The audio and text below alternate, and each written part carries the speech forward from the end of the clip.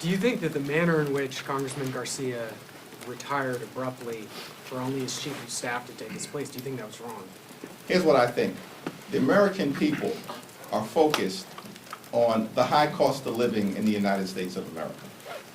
That's what they're focused on. The affordability crisis, that's what the results were all about during the first Tuesday of this month, when Republicans were select throughout the country. Because they had failed on the economy, and Democrats actually have a vision all over the country to drive down the high cost of living and deal with the affordability crisis that exists in the United States of America. As House Democrats, that's what we're going to continue to focus on. I do not support this so-called resolution of disapproval, and I strongly support Congressman Chuy Garcia. He's been a progressive champion in disenfranchised communities for decades, including during his time in Congress, and he's made life better for the American people.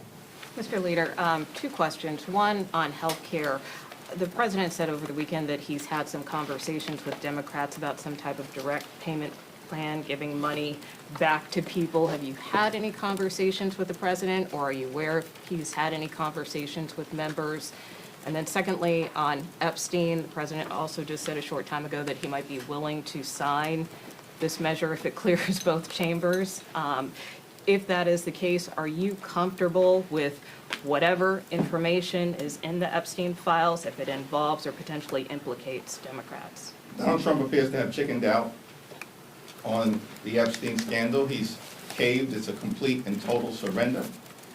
Because as Democrats, we made clear from the very beginning, the survivors and the American people deserve full and complete transparency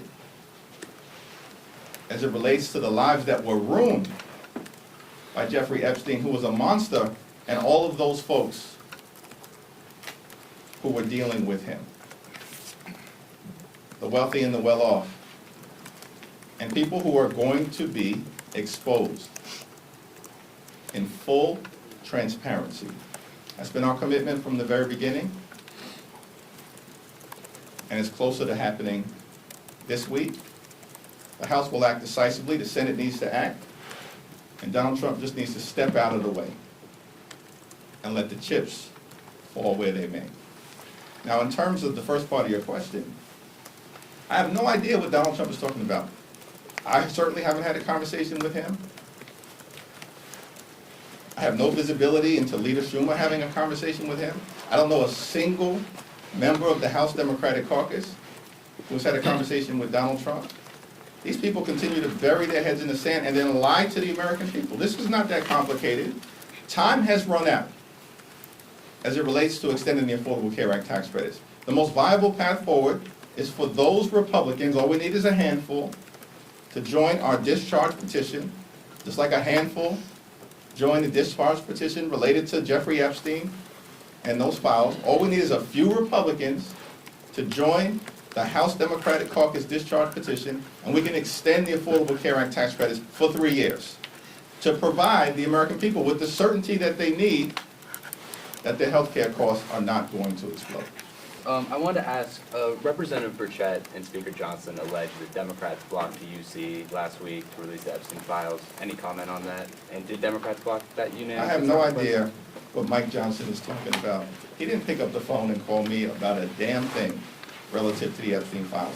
This guy has been blocking the release of the Epstein files for 7 or 8 weeks. The House has literally been out of session. Republicans have been on a taxpayer-funded vacation for 7+ weeks, refused to swear in Representative Adelita Grijalva. Why did they do that?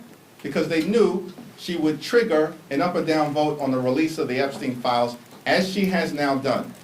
And we're supposed to believe Mike Johnson's crying wolf now, saying all along it was Republicans who wanted to release the Epstein files?